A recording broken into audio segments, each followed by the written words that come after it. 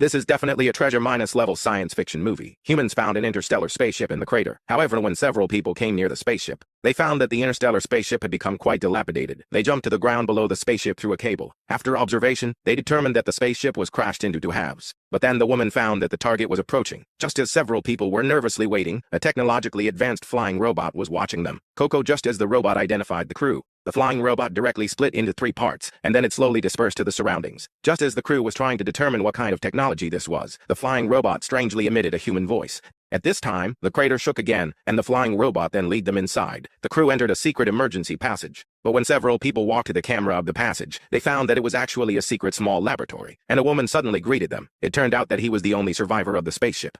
The woman then learned that the war with the Klingons was over, and everything around them was for their seriously injured and unconscious crew members. The woman used her aircraft to treat the wounded, and while they were talking, there was another earthquake. Several people immediately set up a signal enhancement field, and their companions outside had already discovered their signal, but the starship was then hit by a large meteorite. While the crew reported that the spacecraft was seriously damaged, several people in the crater had already turned on the transmission device, and several injured crew members were immediately teleported away, while the starship was at risk of being destroyed and killed at any time.